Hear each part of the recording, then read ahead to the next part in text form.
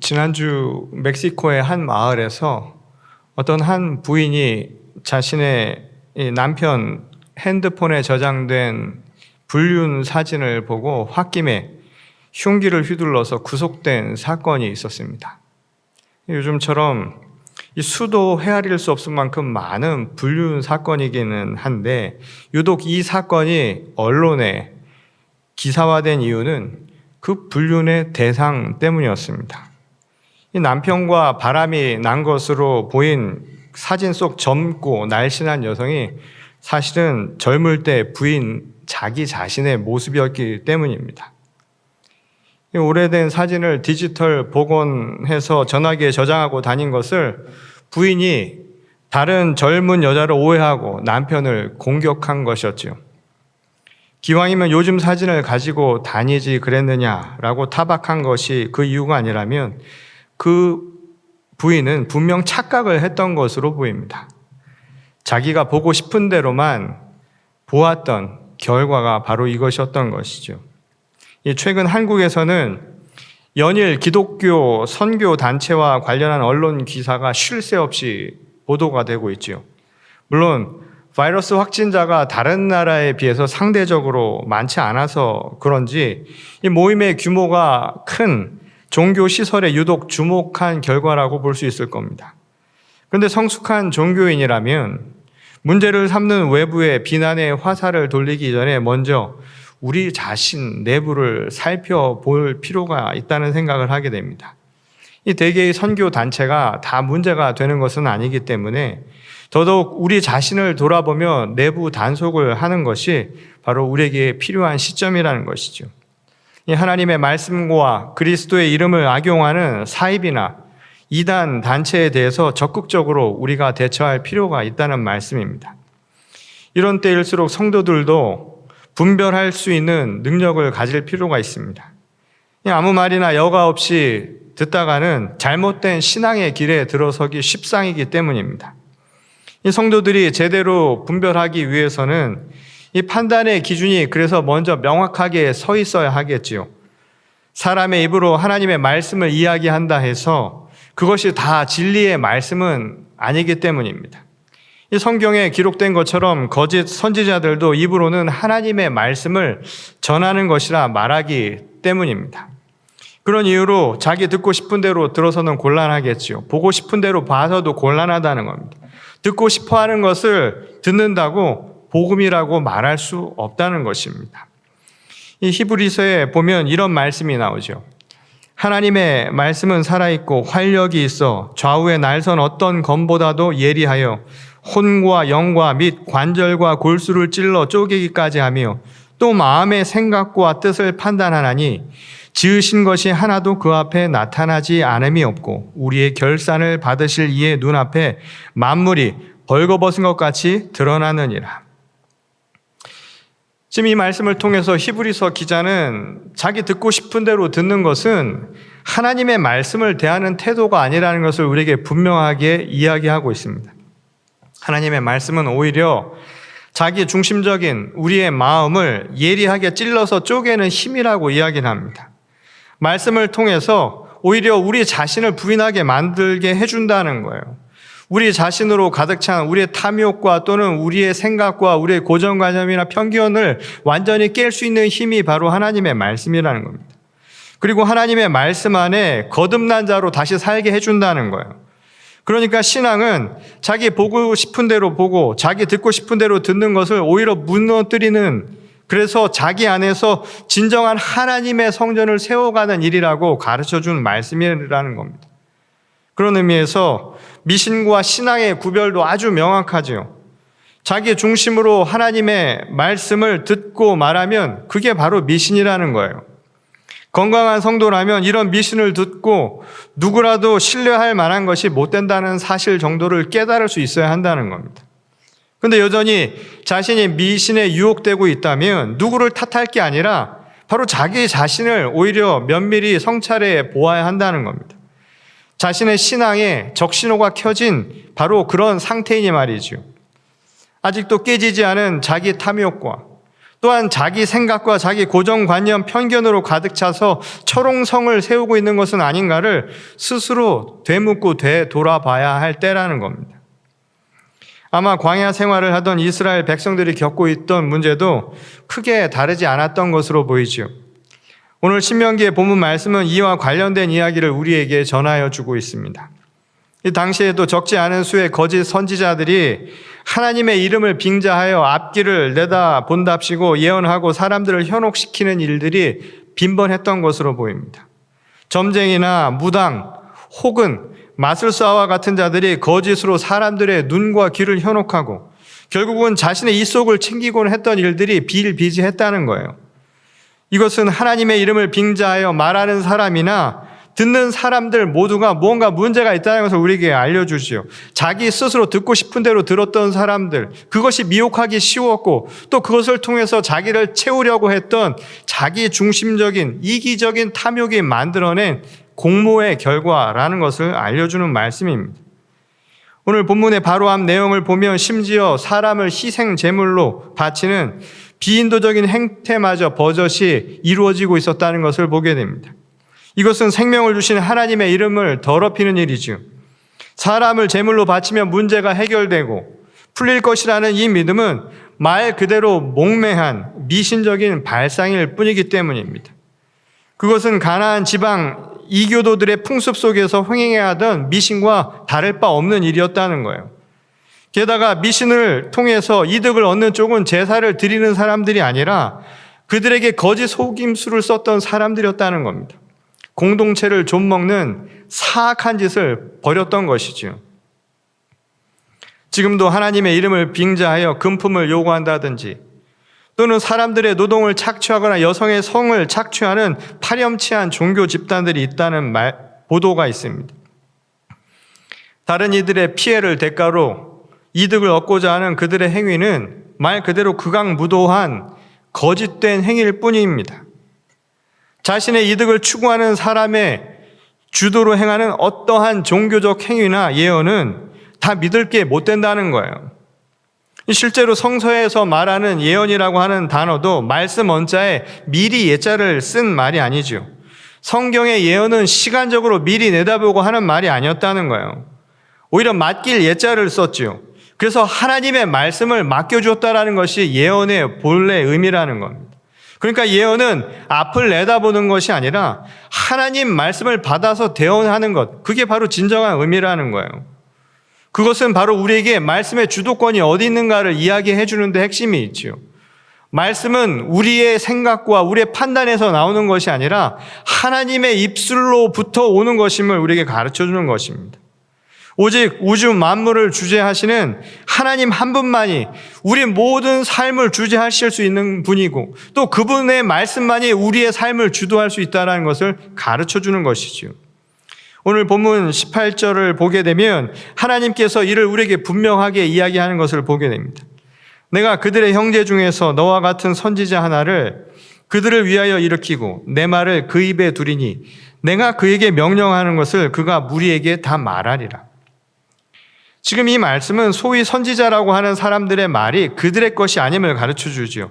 하나님께서 담아주신 것이라는 이야기입니다. 그리고 그것은 우리에게 더 분명한 사실을 가르쳐 주죠. 선지자가 말하는 건 역시 하나님의 것이어야 한다라고 하는 것을 이야기해 주는 말씀입니다.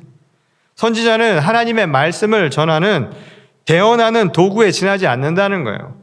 그가 자신의 생각을 말하거나 또는 자신의 의도를 담아서 자신에게 유리한 방향으로 해서는 안 된다는 점을 분명하게 가르쳐 주신 말씀이라는 겁니다. 이 당시 가나안 이민족들은 신의 뜻도 인간에 의해 주도적으로 알 수 있을 것이다 생각을 했죠. 왜냐하면 인간이 만든, 다시 말해서 우상 숭배였으니 말입니다.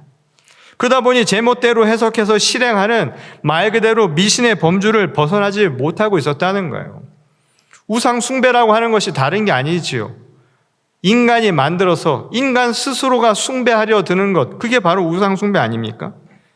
반면 이스라엘 백성들에게 하나님의 말씀은 오직 하나님께서 주시는 것이고 그리고 그것은 해석의 대상이 아니라 오직 순종과 의무만 남는 것이라고 그들은 생각을 가지고 있었다는 거예요. 그게 바로 여호와 하나님을 믿는 신앙관이었다는 겁니다. 그런데 여기저기서 하나님의 말씀을 받았다라고 자칭하는 선지자들이 출현하기 시작하면서 혼란이 가중되기 시작했다는 겁니다.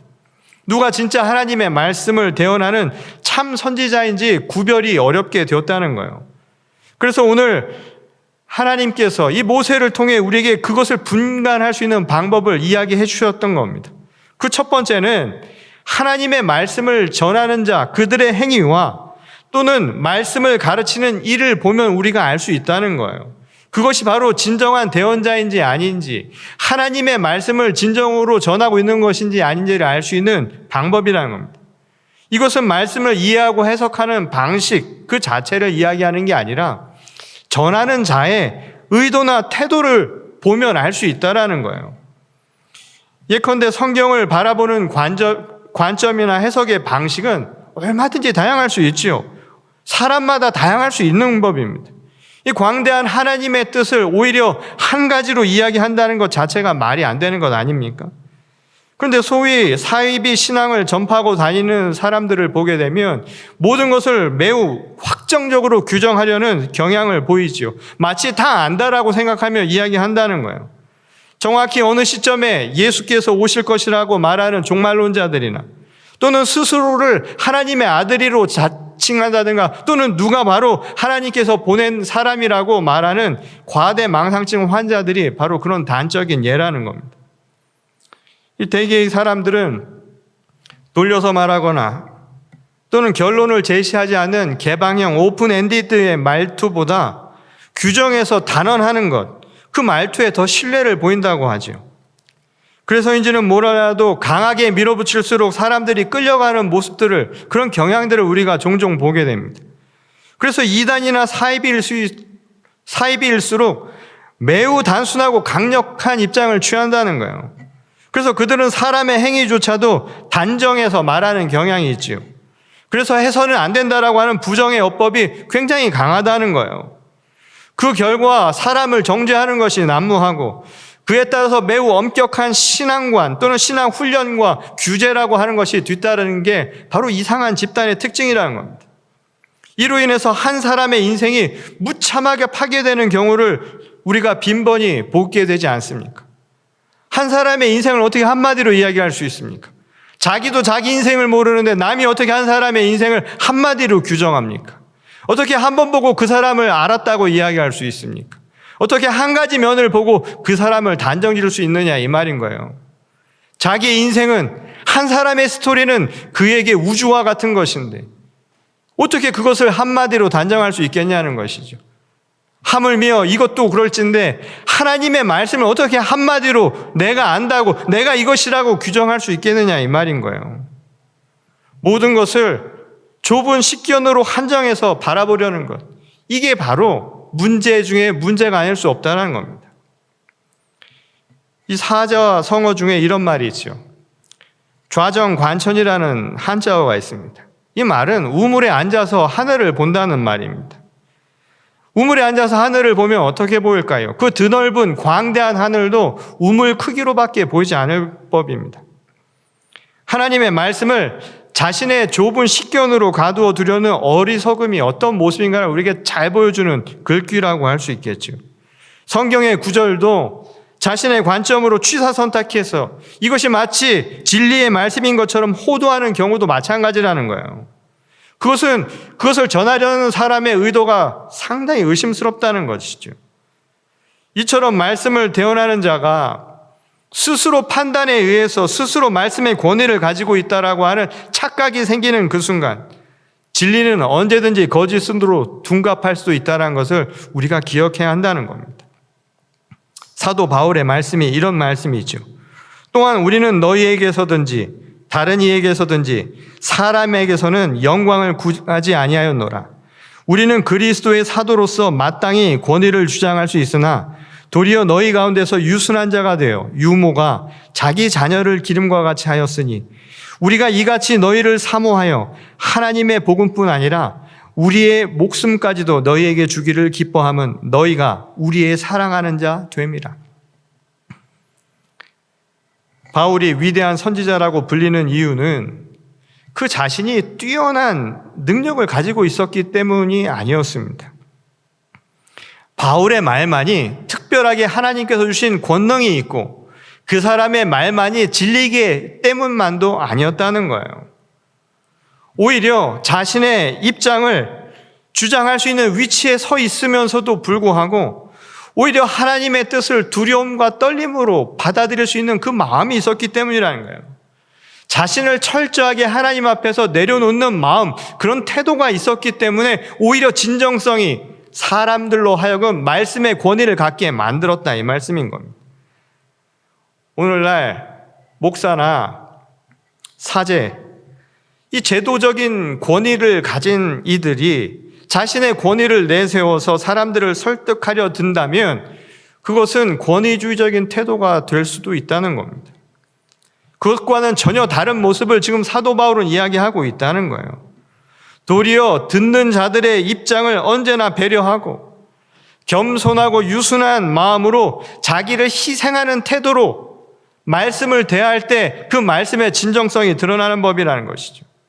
그것이 바로 바울이 가진 영적 권위의 핵심이었다는 거예요. 한마디로 참 선지자, 정말 이것이 하나님의 말씀인가 아닌가를 구별하는 기준은 그 말을 전하는 자의 진정성을 통해서 나타나기 마련이라는 겁니다. 그리고 그 진정성은 그 말을 전하는 자의 삶을 통해서 드러나는 법이라는 거예요. 본이 되지 않는 자의 말은 그만큼 권위가 떨어질 수밖에 없다는 겁니다. 비록 복음은 말로 선포되지만 그 복음이 사람들의 삶 속에 드러나지 않으면 그 복음의 능력은 온전한 권위를 얻기 어렵다는 겁니다. 이것이 바로 첫 번째로 우리에게 주는 세상의 하나님의 말씀을 진정성과 그리고 그것을 전하는 것의 권위를 구별하는 기준이라는 거예요. 두 번째는 대언한 말씀과 가르침이 선한 하나님 나라의 공의에 부합하는지를 보면 그것을 구별할 수 있다는 겁니다. 이 디모데후서 3장 16절에서 17절 말씀을 보면 사도 바울은 우리에게 말씀이 가진 본질적인 역할과 그것의 특성을 우리에게 이렇게 이야기하죠. 모든 성경은 하나님의 감동으로 된 것으로 교훈과 책망과 바르게 함과 의로 교육하기에 유익하니 이는 하나님의 사람으로 온전하게 하며 모든 선한 일을 행할 능력을 갖추게 하려 함이라. 바울은 하나님의 말씀을 이렇게 이야기합니다. 하나님의 말씀은 선하고 의로운 것이라는 거예요. 그래서 그것은 모든 사람들에게 유익한 것이라고 이야기합니다. 그 말은 뭐냐면 복음의 말씀은 결코 사사로운 유익을 따지는 것이 아니라는 거예요. 그것을 구하지 않는다는 겁니다. 왜냐하면 하나님의 은혜, 곧 복음이라고 하는 것은 모든 이에게 주어진 선물이기 때문이라는 거예요. 때로는 말씀이 달콤하지 않을 수 있습니다. 매우 그것이 쓴 뿌리가 될 수도 있다는 거예요. 말씀이 우리에게는 고통스럽고 우리에게 폐부를 가르듯이 상처를 줄 수 있는 말씀이 될 수도 있다는 겁니다. 왜냐하면 그게 바로 복음의 능력이기 때문이라는 거예요. 만일 그것을 들어가서 쪼개서 새로운 것으로 변화시키려 한다면 당연한 일일 수 있다는 겁니다.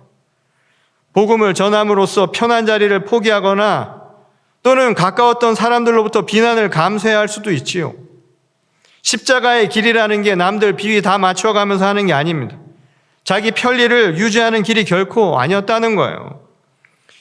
더군다나 기존의 고정관념과 편견을 벗어던지기 위한 말씀이었다면 더더욱 고통스러운 과정을 우리는 각오해야만 한다는 겁니다. 하나님 나라의 공의를 위해 가야 할 좁은 길은 그만큼 힘이 든다는 거예요. 그것은 우리가 생각하듯이 대로를 걷는 것이 아닐 수도 있다는 겁니다. 오히려 자기를 부인하고 오직 십자가의 능력만 의지한 채 참된 생명의 길을 가는 것, 그것이 바로 우리가 진정한 말씀인지 아닌지를 구별할 수 있는 기준이 되어준다는 거예요. 말씀의 진정성은 십자가를 의지하는 참된 생명의 길을 그가 가고 있는가를 보는 그 순간에 분명하게 나타난다는 것이죠. 이를 아주 잘 보여주는 에피소드 하나가 오늘 또 다른 본문인 마가복음에 기록되어 있죠. 오늘 본 말씀을 보면 안식일을 맞이해서 가버나움의 유대 회당에서 말씀을 가르치시며 일어난 이 축기 사건을 우리에게 전하고 있습니다. 이 당시 회당에는 귀신 들린 사람이 있었는데 놀랍게도 한눈에 먼저 예수님을 알아보지요. 어두울수록 빛에 민감한 것은 아주 당연한 이치라는 거예요. 도둑이 재발절이라고 하지요. 극과 극은 서로가 알아본다는 겁니다. 어둠의 악령은 하나님의 빛으로 거룩한 그분이 누구인가를 한눈에 먼저 알아보았던 것이죠. 예수님은 귀신을 그래서 그 사람에게서 쫓아내셨습니다. 축기를 행하신 것이었죠. 그것을 오늘 기적 사건으로 전하고 있습니다. 그것은 빛이 있으니 어둠이 사라지는 것과 똑같은 이치라고 볼 수 있지요. 근데 이 축기의 사건은 단순히 악령을 쫓아내는 것에 머문 것이 아니라 이것을 통해서 당시 시대적 상황과 그리고 오늘날 우리 교회에 아주 중요한 메시지를 전하고 있음을 발견하게 됩니다. 이 당시 회당에서 율법을 하나님의 말씀이라 가르치고는 있었지만 이 당시 유대의 종교 지도자들, 기득권 세력이라고 했던 사람들은 쉽게 말씀을 가지고 사람들을 정죄하며 오히려 진정한 사랑을 잃어가고 있었다는 거예요. 예수님은 바로 그들을 향한 비판을 멈추지 않고 계셨던 것이죠. 교회 안에 기득권 세력들이 자신의 이익을 위해서 종교를 도구로 사용하려는 모습이 마치 악령 든 것과 다를 바가 없었다라는 거예요. 이 메시지는 오늘날 교회와 그리고 우리 성도들의 삶에 대해서도 유심히 돌아볼 것을 가르쳐주는 메시지가 아닐 수 없지요. 지금도 여전히 하나님의 말씀이 순수한 그 진정성으로 나타나는 것이 아니라 돈의 악령에 사로잡힌 모습들이 남아있다는 거예요. 권력의 악령에 사로잡힌 자들이 하나님의 말씀을 전할 수도 있다는 거예요. 그것이 하나님의 말씀을 빙자해서 주님의 교회를 욕되게 만드는 모습과 다를 바가 없다는 것이죠. 우리 성도들의 삶도 마찬가지라는 거예요. 악령은 우리가 생각하는 이상한 형태의 모습을 갖춘 것이 아니라 우리들의 삶 속에 여전히 우리와 함께 공존하고 있다는 겁니다. 세상의 비난과 염려 앞에서 교회와 성도가 스스로 그래서 자문해야 할 이유가 바로 여기 있다는 거예요.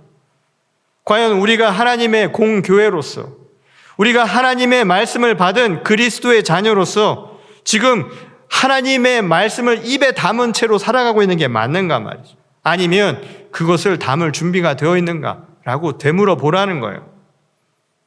하나님의 말씀을 전하는 도구가 되어야 할 교회가 먼저 하나님의 말씀을 진정성 있게 받을 준비가 되어 있지 않다면, 여전히 우리도 악령에 사로잡혀 있는 것이 맞다면 지금 우리가 해야 할 것은 다른 것이 아니라 참여해야 될 때라는 겁니다.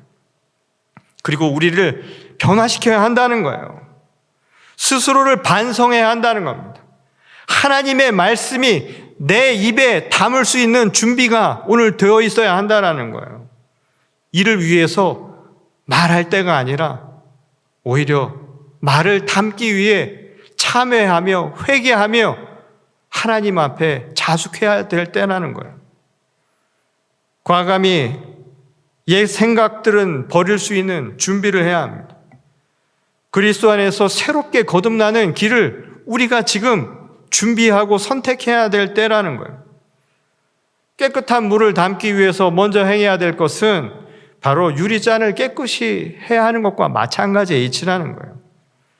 말씀을 담아야 할 내 몸과 그리고 주님의 집인 이 성전이 하나님의 말씀을 온전히 담을 수 있는 그 전이 되어 있는가를, 거룩한 전인가를 먼저 스스로 살펴보아야 한다는 겁니다.